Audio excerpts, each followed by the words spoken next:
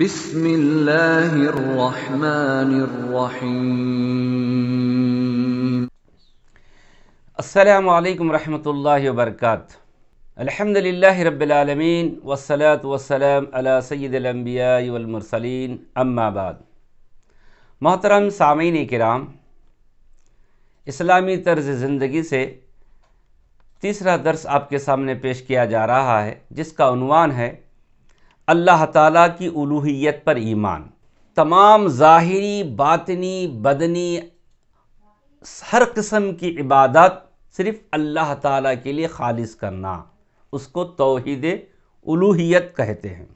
جیسے نماز، روزہ، زکوٰۃ، حج، قربانی، طواف، ذکر و اذکار، تسبیح و تعلیل، دعا وغیرہ، یہ ساری عبادتیں چاہے بدنی ہو، مالی ہو، ہر قسم کی عبادت اللہ تعالیٰ کے لیے خاص کرنا، یہ توحید الوہیت کہلایا جائے، اس کو توحید الوہیت کہتے ہیں۔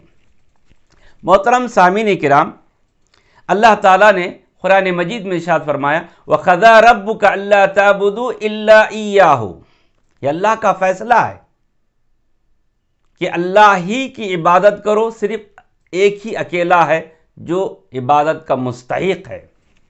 اسی طرح سید الاستغفار صبح و شام ہم جو پڑھتے ہیں، اللہ کے نبی صلی اللہ علیہ وسلم نے اس کی بڑی فضیلت بیان کی ہے۔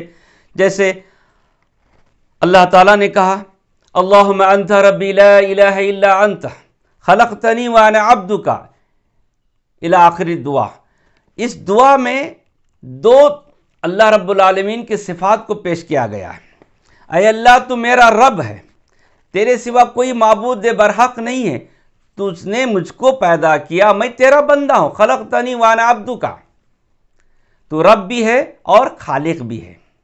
تو محترم سامعین کرام، اسی طرح اللہ کے نبی صلی اللہ علیہ وسلم نے حضرت ابن عباس رضی اللہ کو بہت سی نصیحتیں کی، ان میں یہ بھی ایک نصیحت کی کہ اللہ کے نبی صلی اللہ علیہ وسلم نے حضرت عباس سے وصیت کرتے ہیں کہ جب تم مانگو تو صرف اللہ سے مانگو، جب تم کسی سے مدد مانگو تو صرف اللہ سے مدد مانگو، یعنی دعا کرنا ہے تو اللہ ہی سے دعا کرنا ہے، کہ کسی چیز کا طلب کرنا ہے تو اللہ تعالیٰ ہی سے مدد مانگنا ہے۔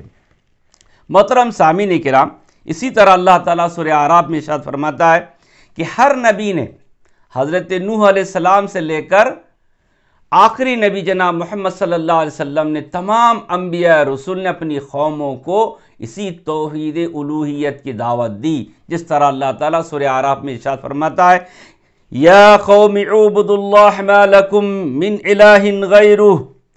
ہر نبی نے اپنی قوم سے کہا اے میری قوم کے لوگوں، اللہ تعالیٰ کی بندگی کرو، اس کے سوا تمہارا کوئی بندگی کے لائق نہیں۔ تو معلوم ہوا کہ محترم سامعین کرام، اللہ تعالیٰ کے سوا کوئی عبادت کے لائق نہیں۔ اسی طرح سورہ بقرہ میں بھی اللہ تعالیٰ کا ارشاد ہے وَإِلَٰهُكُمْ إِلَٰهٌ وَاحِدٌ لَا إِلَٰهَ إِلَّا هُوَ الرَّحْمَٰنُ الرَّحِيمُ، تمہارا معبود ایک ہی معبود ہے، اس کے سوا کوئی عبادت کے لائق نہیں ہے، وہ بہت رحم کرنے والا اور بڑا مہربان ہے۔ اسی طرح سورہ انبیاء میں اللہ رب العالمین کا فرمان ہے لو کان فیہما آلہۃ الا اللہ لفسدتا، اگر زمین اور آسمان میں اللہ کے علاوہ اور چند معبود ہوتے لفسدتا، آپس میں فتنہ فساد برپا ہوتا۔ اس آیت کی روشنی میں حالی نے بہترین انداز میں اس کی ترجمانی کی ہے اگر دو خدا ہوتے سنسار میں، اگر دو خدا ہوتے سنسار میں، دونوں بلا ہوتے سنسار میں، خطرناک ہوتا زمانے کا رنگ، خطرناک ہوتا زمانے کا رنگ، ہوا کرتی ہر روز دونوں میں جنگ، ادھر ایک کہتا کہ میری سنو، ادھر ایک کہتا کہ میاں چپ رہو۔ اور سے بہت سے اشعار ہیں، وقت کی تنگ دامانی کی وجہ سے انہی اشعار پر اکتفا کرتے ہوئے من جملہ بات کہنے کا مقصد یہ ہے کہ اللہ رب العالمین اس دنیا میں اکیلا ہے اور ساری دنیا کو چلا رہا ہے۔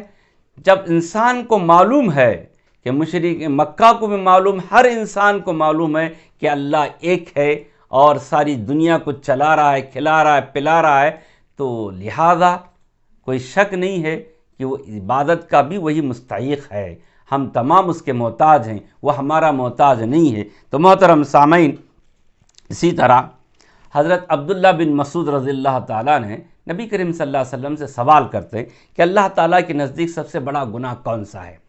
تو اللہ کے نبی صلی اللہ علیہ وسلم نے جواب دیا کہ اللہ کے ساتھ کسی کو شریک کرنا جب کہ وہ تم کو پیدا کیا۔ کہ بڑے افسوس سے کہا جاتا ہے کہ ہم اللہ کو خالق مانتے ہیں، رازق مانتے ہیں، مشکل کشا مانتے ہیں، سب کچھ مانتے ہیں، اور نماز میں بھی ہر مسلمان ہر نماز میں ایاک نعبد و ایاک نستعین کہتا ہے۔ جب مسجد سے باہر آتا ہے تو پھر اس کے خلاف کام کرتا ہے، پھر کسی کو دینے والا سمجھتا ہے، کسی کو مشکل کشا سمجھتا ہے، کسی کے اور کے ہاں جا کر اپنی حاجتیں ضرورتیں پیش کرتا ہے۔ تو لہذا ہم تمام کو ان آیات پر، اس حدیث پر غور کرنا چاہیے کہ اللہ رب العالمین توحید الوہیت میں اکیلا ہے، ہم اپنی ساری عبادتوں میں صرف اللہ کے لیے خاص کرنا چاہیے۔ اللہ تعالیٰ سے ہم دعا کرتے ہیں کہ اللہ تعالیٰ ہم تمام کو توحید الوہیت پر عمل کرنے کی توفیق عطا فرمائے، آمین یا رب العالمین۔ السلام علیکم ورحمۃ اللہ وبرکاتہ۔